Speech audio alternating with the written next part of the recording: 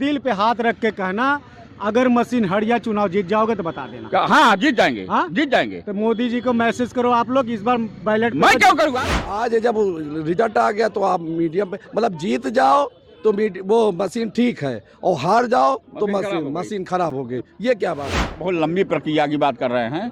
हमने ये कहा कि अगर जिसको ईवीएम पर विरोध है वो सीधे चुनाव आयोग को लिख के दे दे कि भैया अगर ईवीएम से चुनाव होगा तो हम लोग चुनाव नहीं। अगर इनकी पार्टी में इतना दम हो कि ईवीएम को हटाना है तो ये लोग चुनाव लड़ने के मैदान में न आए कि जब तक ईवीएम नहीं हटेगी हम लोग चुनाव नहीं लड़ेंगे। ये दम होता। भैया कैमरा चल रहा, दिल पे हाथ रख के कहना, अगर मशीन हट जाए चुनाव जीत जाओगे तो बता देना। हाँ जीत जाएंगे, हाँ? जीत जाएंगे। तो मोदी जी को मैसेज करो आप लोग, इस बार बैलेट मैं क्यों करूँगा? जो माथे पे दाग लगा है मशीन का, आप लाए हो, आप लाए हो, माथे पे दाग लगी है उसको हटा दो। दाग कहाँ लगी है? दाग कहाँ लगा है? जो जनता ने दाग लगा रही है। चाचा एक बात बताइए, आप जैसे आप कह रहे हो विपक्ष वालों को इतना लड़े चुनाव, तो लेकिन विपक्ष वालों को मालूम है कि चुनाव आयोग में ऐसा आदमी बैठा हुआ है, अगर पत्र लिख दें तो कहेंगे मोदी जी और अच्छा है तो बिना लड़े ही जीत जाएंगे, मेहनत नहीं करनी पड़ेगी। तो आप फंसा रहे हो इनको। नहीं, हम कहीं फंसा रहे हैं, ये फंसे हैं। रुक जाए, ये भाई साहब जैसे बोल रहे थे अभी कल तक तो ये लोग जश्न मना रहे थे। सुन लीजिए, अभी तक जो मीडिया का जो पोल आ रहे थे और जो मीडिया बोल रहे थे तो ये लोग खुश हो रहे थे कि तब दाग नहीं लगा रहे थे कि खेला हुआ। आज जब रिजल्ट आ गया तो आप मीडियम पे मतलब जीत जाओ तो वो मशीन ठीक है और हार जाओ तो मशीन खराब हो गई। ये क्या बात है? एक चीज की सारी पार्टियां मिलकर अगर ये कह दें तो शायद ईवीएम हटाना पड़ जाए, लेकिन आप लोग क्या एक बयान देते हो जब हारने पे जीतने पे खुश हो जाते हो। सर मैं वही कह रहा, अपने भी पार्टी के कह रहा हूँ, कांग्रेस पार्टी को भी कह रहा हूँ, सभी पार्टियां के, इसमें हंसने की बात नहीं है।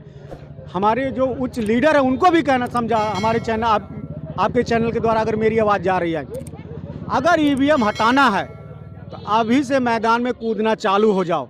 अगर बैलेट पेपर से चुनाव कराना है तो, नहीं तो फिर लिख के देना, नहीं तो फिर दोबारा ये मत कह देना आप लोग कि ईवीएम गड़बड़ी है 2024 में।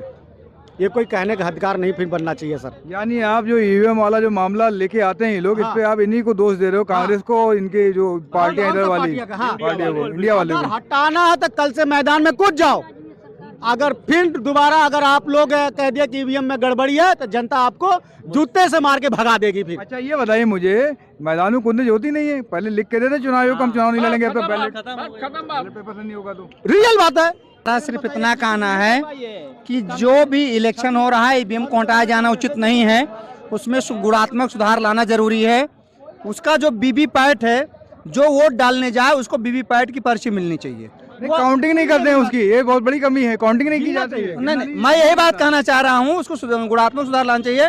वीवीपैट का वोट डालने वाले को मिल जाना चाहिए और एक नियम लागू होना चाहिए कि अगर वो चाहे तो कभी भी चुनाव आयोग से वो ये मांग सके जन सूचना अधिकार के तहत कि इस नंबर का वोट किस व्यक्ति को गया है, और दोनों का मिलान वो वोटर तय कर सके कि हमारे वीवीपैट और उसमें समानता है या नहीं है, तो भ्रष्टाचार रोक सकता है। एक सवाल सर ये एक भाई साहब के बात बता दे रहे, ये एक बहुत लंबी प्रक्रिया की बात कर रहे हैं।